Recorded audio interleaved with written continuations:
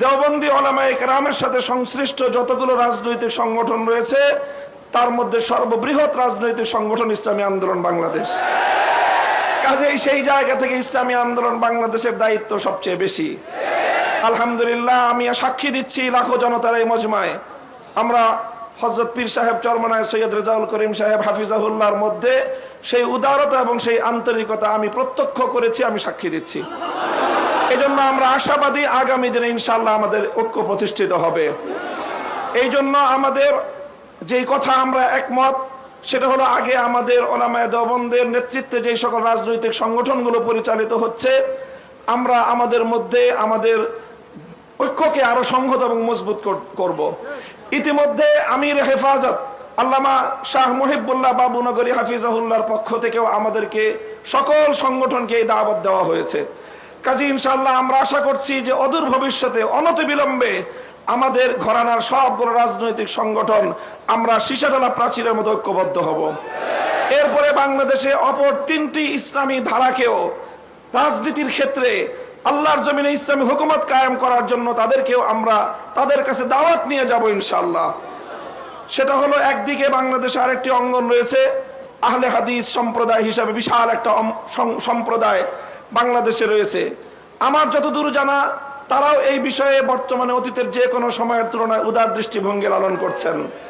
Doctor Asadullah Ghalib এবং মৌলানা আব্দুর রাজ্জাক বিন ইউসুফের নেতৃত্বে আহলে হাদিস ভাইয়েরা তারা রাজনৈতিক অঙ্গনে উলামায়ে উম্মতের সাথে উলামায়ে দেওবন্দের সাথে ঐক্য করার জন্য তারা প্রস্তুত রয়েছেন।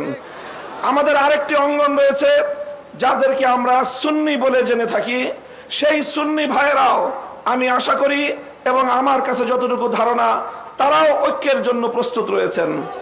তৃতীয় যে আরেকটি গ্রুপ রয়েছে জামায়াতে ইসলামী বাংলাদেশ, যারা দীর্ঘদিন ধরে রাজনৈতিক অঙ্গনে আল্লাহর জমিনে আল্লাহর আইন বাস্তবায়ন করার স্লোগান নিয়ে যারা কাজ করছেন তাদেরকেও আমরা উদাত্ত আহ্বান জানাবো এবং তাদের কাছে আমরা দাওয়াত নিয়ে যাব।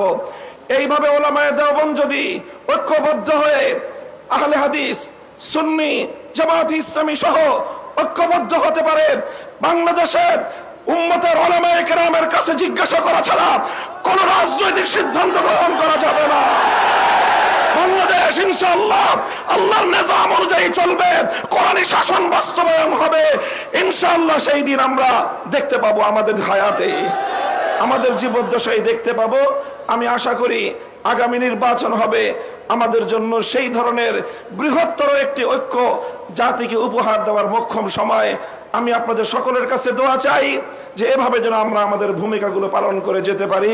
বাংলাদেশ খেলাফত মজলিসের পক্ষ থেকে আমি আজকের এই ভর মজলিসে এই ধরনের কার্যক্রম পরিচালনায় আমাদের শতভাগ উদারতার এবং আন্তরিকতাপূর্ণ ভূমিকা পালন করার প্রতিশ্রুতি দিয়ে যাচ্ছি ইনশাআল্লাহ। নাসরুম মিনাল্লাহি ওয়া ফাতহুন করিম। আসসালামু আলাইকুম ওয়া রাহমাতুল্লাহ।